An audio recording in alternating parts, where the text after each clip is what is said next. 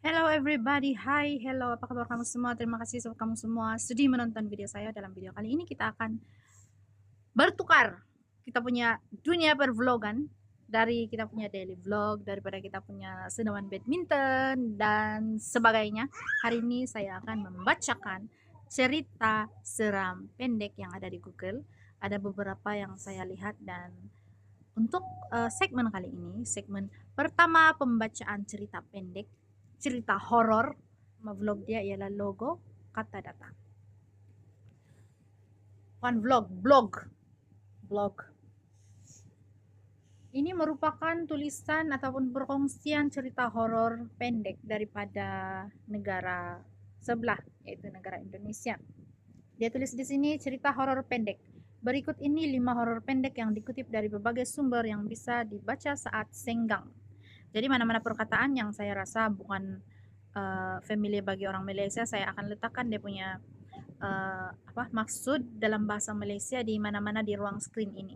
Jadi feel free to read dan feel free untuk komen mana satu cerita daripada 5 cerita ini yang kamu suka, kamu rasa seram.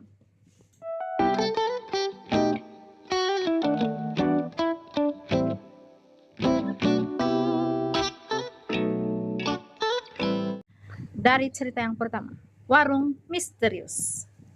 Saat aku dan keluargaku berkunjung ke rumah nenek yang ada di Ciamis, Jawa Barat, kebetulan hari itu kami berangkat dari Jakarta pukul 12.00 siang dan sampai di Kabupaten Ciamis menjelang maghrib karena sering berhenti di perjalanan.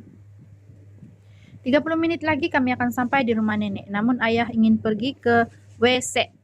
Di kampung itu, kami berhenti di sebuah warung, remang-remang di pinggir jalan.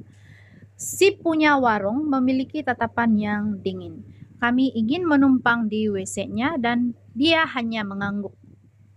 Setelah ayah membuang hajatnya, aku dan ibu membeli beberapa cemilan di warung itu, seperti kue, roti, dan juga 2 botol minuman. Setelah selesai, lalu kami membayar dan mengambil uang kembalian. Dan sampailah kami di rumah nenek. Setelah kami sampai rumah nenek, kami langsung tidur karena sudah sampai di sana menjelang larut malam. Dan keesokan harinya aku bercerita kepada nenek yang ayah menumpang WC di warung perempatan jalan menuju rumah nenek. Dengan terkejutnya nenek memberitahu bahwa di sana tidak ada warung. Sudah terjadi kebakaran sebulan yang lalu dan penghuninya semua meninggal di warung itu. Warung tersebut dirompak dan dibakar oleh malingnya. Gitu, teman-teman. Kami yang merasa tidak percaya bahwa kresek kue dan roti yang kami beli dari sana dan ternyata semua makanan itu telah gosong, uang kembalian pun sudah berubah, dan kami mulai percaya dengan cerita nenek bahwa makhluk yang kami temui kemarin adalah makhluk halus. Oke, di sini saya ada beberapa poin lah yang saya tertanya-tanya. Uang kembalian pun sudah berubah, maksudnya dia berubah dari mana? Dari mana kepada apa? Maksudnya, adakah itu duit dari dia uang recehan menjadi daun, ataupun menjadi tanah, atau menjadi batu? Itu yang saya tertanya-tanya dengan cerita yang pertama ini. Jadi rating 3/5. Oke, cerita yang kedua, hantu kosan. Sudah 2 minggu aku berada di kosan ini yang katanya selalu ada kejadian aneh di sini. Namun setelah 2 minggu berlalu, aku merasa tidak ada yang aneh. Aku enjoy saja dengan kosan ini. Yang aku heran, setiap kali aku mandi, aku selalu diawasi oleh 2 pasang mata yang mengintip di balik jendela WC. Aku pikir itu cuma lelaki mesum di kamar sebelahku. Dan suatu ketika, aku penasaran. Aku memasang kamera dan dipasang di kamar mandi. Aku mulai mandi. Dan betapa terkejutnya aku. Ternyata yang mengintip aku selama ini bukan manusia mesum, melainkan makhluk halus yang tidak ada tubuh. Ia hanya kepala dan organ tubuh yang berjalan. Aku mulai gemetar dan handphoneku jatuh. Setelah mengambil handphone, ternyata makhluk itu ada di depanku dan aku pingsan.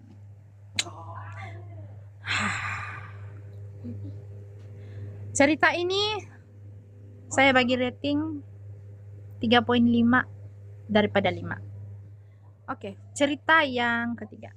Hantu teman di pesantren. Kisah ini dialami oleh seorang lulusan pesantren bernama Fazri. Jadi ini cerita tentang si Fazri. Dia akan membahasakan diri dia sebagai aku di dalam penulisan dia.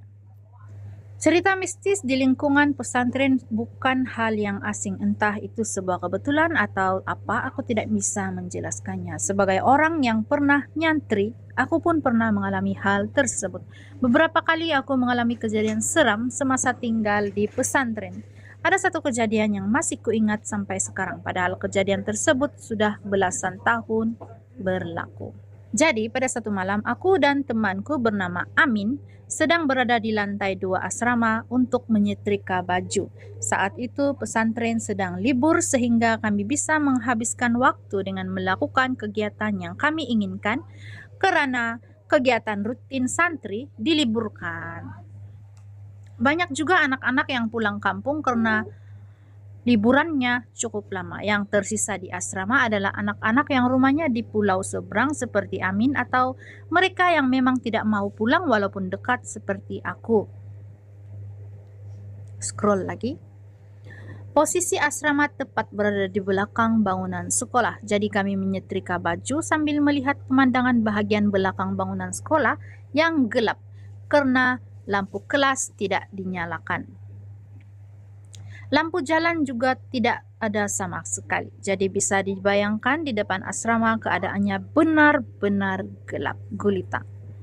Kembali kepada Amin dan aku yang sedang menyetrika. Saat sedang asik menyetrika, aku melihat di bawah ada bayangan orang yang berjalan pergi menjauhi asrama. Aku dan Amin sangat mengenalinya. Sebut saja namanya Yahya. Amin lalu memanggil sambil agak berteriak karena kami ada di lantai yang berbeda. Yahya pun menyahut. Terjadilah percakapan singkat antara keduanya, tetapi aku lupa apa isi perbincangan mereka. Selesai perbincangan mereka, orang itu pergi menjauhi asrama melewati bangunan sekolah yang gelap gulita. Kami pun melanjutkan kegiatan menyetrika sampai tiba-tiba dari dalam kamar ada seorang teman bertanya kepada Amin. "Min, kamu ngobrol dengan siapa?" tanyanya. "Si Yahya," jawab Amin singkat. "Hah?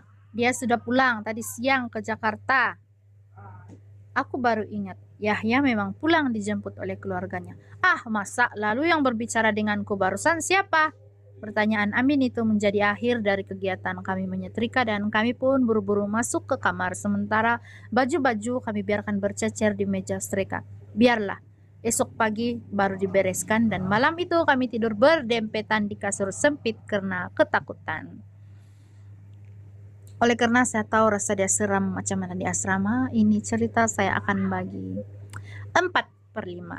Sebab sepertinya macam tidak seram, tapi kalau kita mengalami dia di depan, dia sangat seram.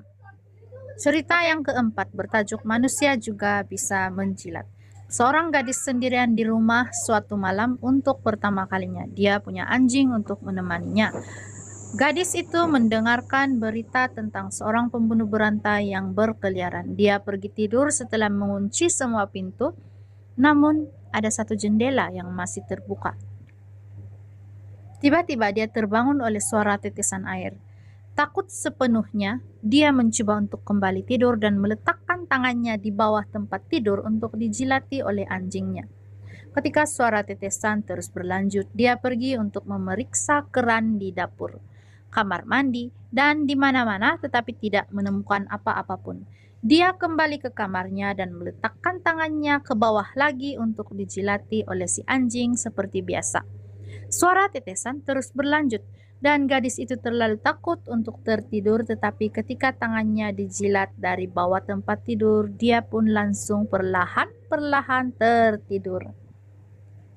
Di pagi hari ketika dia membuka lemari, dia menemukan anjingnya terbunuh dan digantung terbalik. Suara tetesan itu rupanya berasal dari darah anjing itu. Di pintu lemari dia melihat pesan, "Manusia juga bisa menjilat."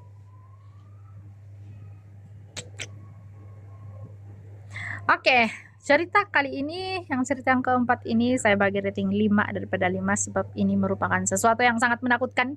Kalau hantu kau boleh sembayang, kau boleh berdoa, tetapi kalau dengan pembunuh bersiri,